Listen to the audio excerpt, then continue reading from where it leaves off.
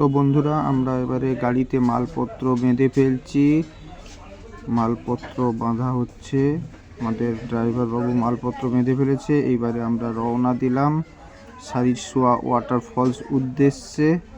তো যাওয়ার পথে আমরা চলে যাব এক পেট্রোল পাম্পে তেল ভরতে।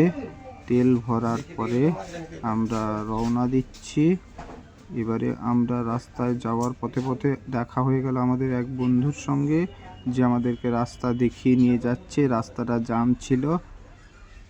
এবারে রাতের খাওয়ার হচ্ছে, রুটি আছে, মাংস কষা আছে, সবাই মিলে একসাথে বসে রাস্তার ধারে খাচ্ছি। এবারে গাড়ি যাওয়া শুরু হলো।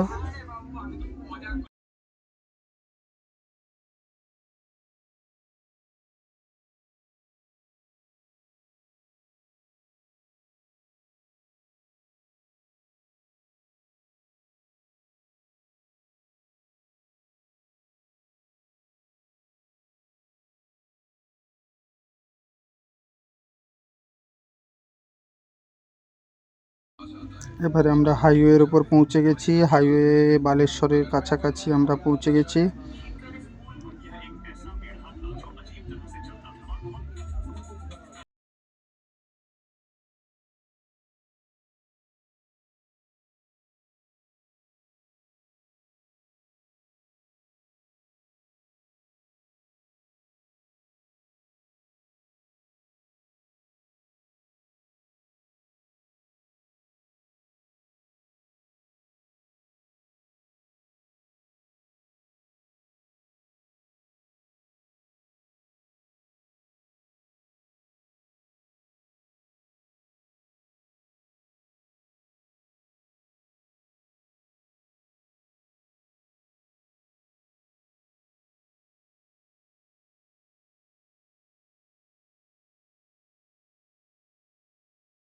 এটা হচ্ছে বালেশ্বরের পরে।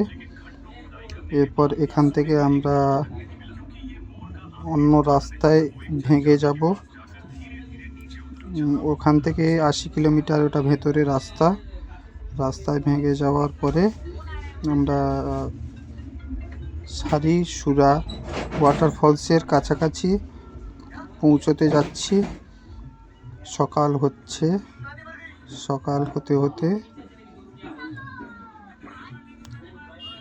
শীতের সকাল খুব ভালো লাগছিল। এবারে আমরা পাহাড়ের কাছাকাছি পৌঁছে যাব। এবার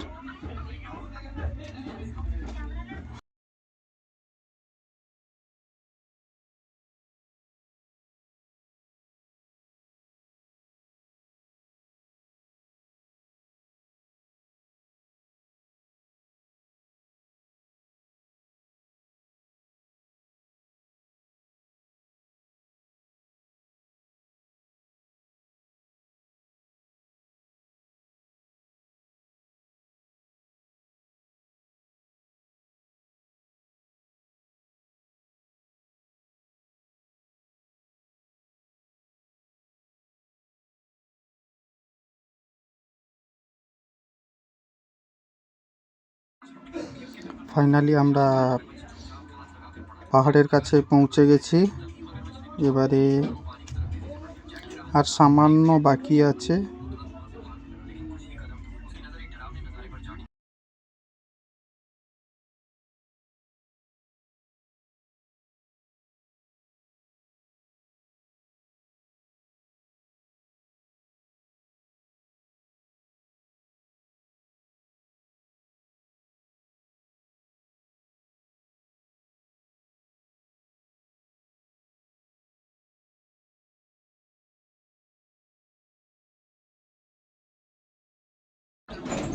এবারে পৌঁছে গেছি। এবারে আমরা সারিসুরা ওয়াটারফলসের কাছে।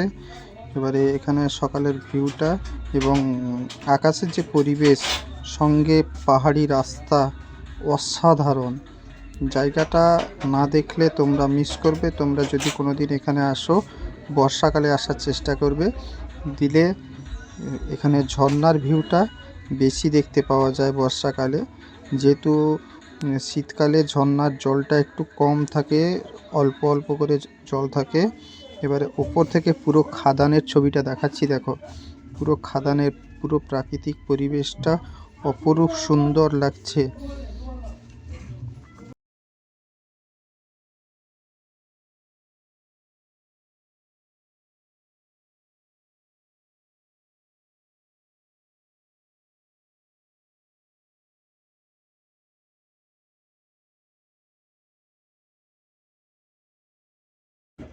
ফাইনালি আমরা নিচে নেমে গেলাম। নিচে নেমে গিয়ে তোমাদের কাছে দেখাচ্ছি, আমরা এই গাড়ি করে গেছিলাম, আমার বন্ধু বান্ধবরা সবাই গেছিল। এবারে আমরা ওখান থেকে দেখাচ্ছি যে মানে প্রাকৃতিক পরিবেশ, আকাশ আর ওখানকার যে ভিউটা সত্যি অতুলনীয় ভিউ। তোমরা না দেখলে বুঝতে পারবে না। এরপরে আমরা ওখান থেকে গাড়ি করে আর বেরিয়ে যাব যেখানে ফিস্ট করব।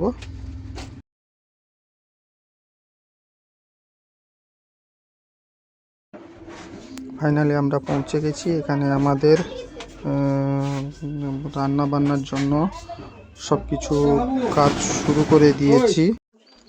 এবারে আমাদের রান্না বান্না হওয়ার আগে আমরা একটু আনাজ ফানাজ কেটে নিচ্ছি। আনাজ ফানাজ কেটে নেওয়ার পরে মুড়ি মাখানো হয়ে গেছে।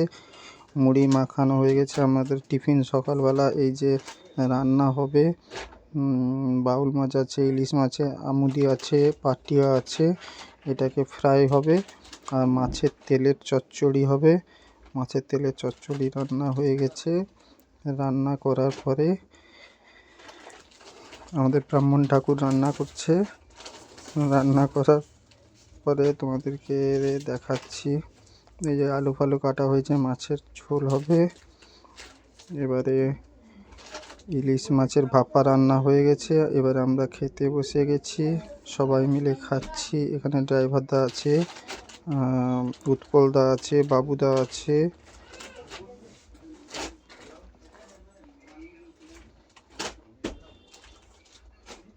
এবারে খাওয়া দাওয়া হচ্ছে। খাওয়া দাওয়ার পরে এই বাবুদা, এ হচ্ছে রাহুল, অমিত, উত্তম, শান্তনু,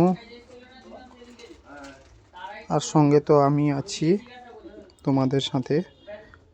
এবারে আমাদের এই যে রান্নার খাবার বাড়া হচ্ছে, যে বাউল মাছের ঝোল রান্না করেছে, খুব সুন্দর কালার হয়েছে। রান্নার কালারটা দেখেই লোভ লেগে যাচ্ছে, তো আমরাই খাবো। তো ফাইনালি আমাদের খাওয়া দাওয়ার কাজ কমপ্লিট।